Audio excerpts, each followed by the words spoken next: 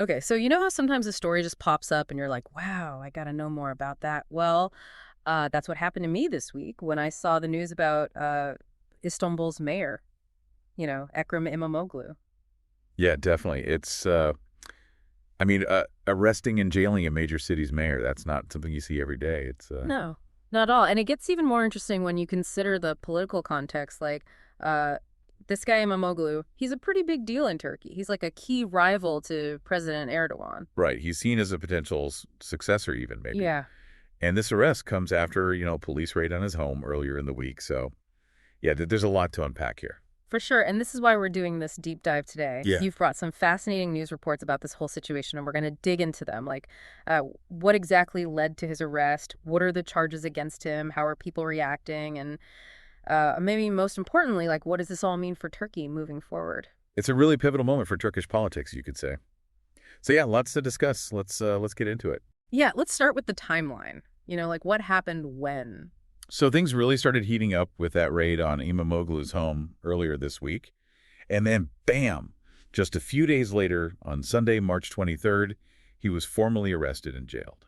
Pretty swift. Yeah, that's fast. So officially they're saying he's being held pending trial on corruption charges, right? Exactly. But when you look at the actual accusations, it's like a laundry list of serious stuff. Like what specifically?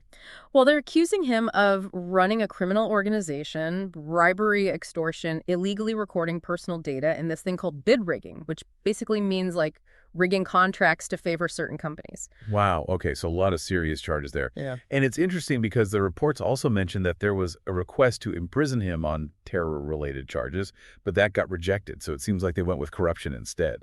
Yeah, that's a really important point. If those terror charges had stuck, it would have given the government even more power to like basically take over the Istanbul municipality immediately.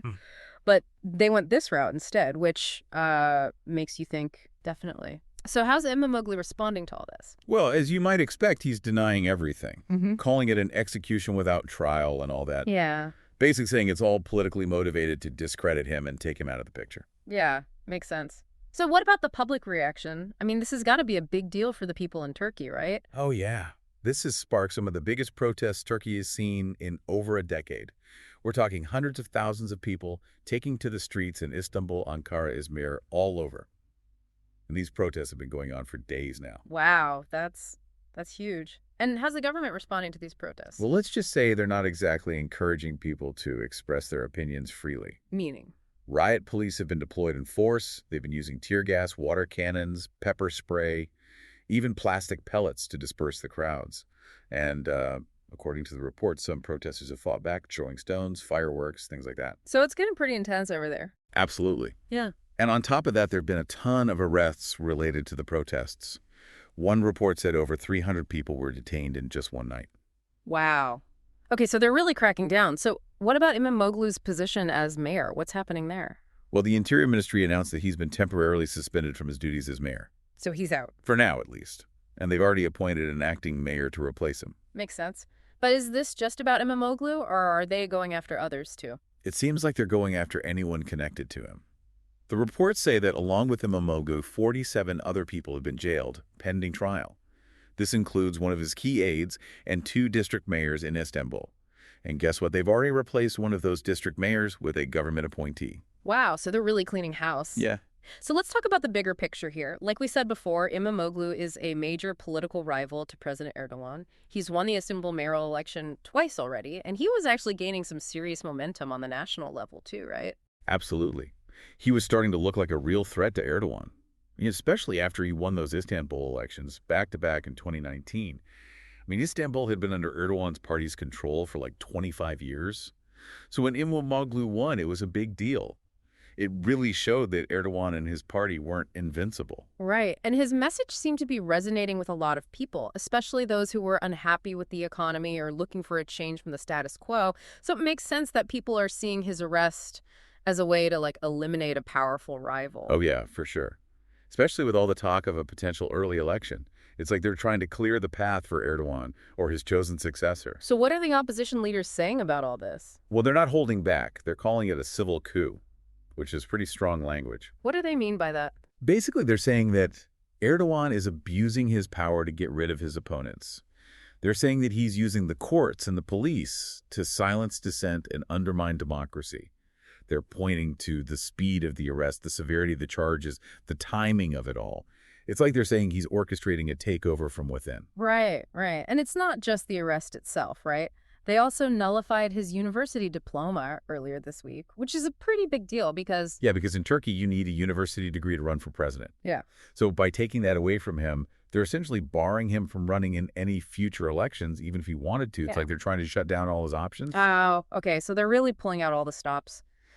But here's the thing. Despite all this, the opposition's CCHP still held their presidential primary election on the very same day that Imamoglu was jailed.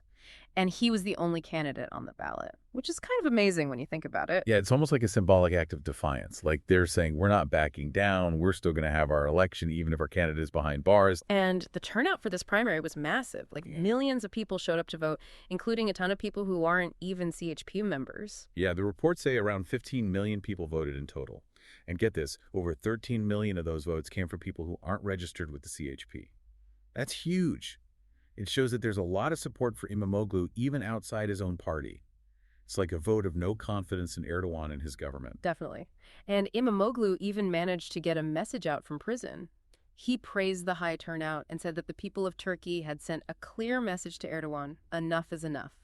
Pretty powerful stuff. Yeah, it really shows that he's not giving up. He's still fighting even from behind bars. Yeah. And his message is clearly resonating with a lot of people. Yeah. And other CHP leaders are speaking out too. Like the mayor of Ankara, Mansur Yavaş, he criticized the lack of transparency in the legal process.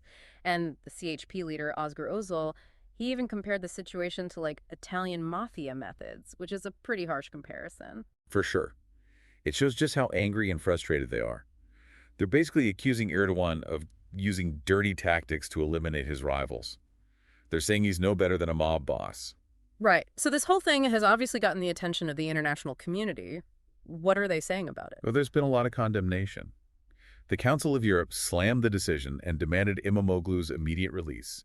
They said it was a blatant attempt to undermine democracy and the electoral process. So they're not buying the official narrative. Nope. And several individual countries have also spoken out, like Germany, for example. They call the imprisonment a serious setback for democracy in Turkey and said that political competition shouldn't be happening in courts and prisons. Yeah, that's a pretty clear message. And what about the EU?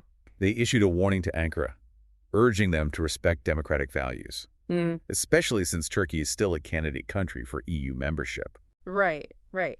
And it's not just governments chiming in. We're also hearing from experts and analysts like the director of the Turkish research program at the Washington Institute for Near East Policy, who said that Erdogan is basically determined to end Imamoglu's career no matter what. Wow, so it sounds like this is just the beginning of a long and messy fight. It definitely feels that way. And it's not just political either. The news reports also mention that there have been some immediate economic consequences in Turkey since Imamoglu's arrest, like the stock market fell and the Turkish lira lost value. Right, because economic stability and political stability tend to go hand in hand. Exactly. And the Central Bank of Ankara even had to call an emergency meeting with banks to discuss how to handle the potential for further market turmoil. So it's clear that this situation is having real-world economic effects. So to sum it all up, it seems like the arrest and jailing of Ekrem Imamoglu has really thrown Turkey into a state of political upheaval. I mean, we've got massive protests, strong international condemnation, and a whole lot of questions about the future of democracy in the country. Absolutely.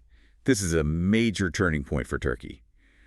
And it's hard to say what's going to happen next, but one thing is for sure. It's going to be interesting to watch. Yeah, and it really makes you think about the power of one individual to spark such a huge reaction. And with all that public support for Imamoglu, you have to wonder if this is going to backfire on Erdogan and his government. Or maybe this is the start of something even bigger, a real shift in the political landscape. Yeah, who knows what the long-term consequences of all this will be. Yeah. But one thing's for certain, Turkish politics just got a whole lot more interesting. And maybe a whole lot more unpredictable, too. Well said. All right, folks, that's all the time we have for today's deep dive. As always, thanks for joining us. And until next time, keep those critical thinking caps on and keep questioning everything. See you next time.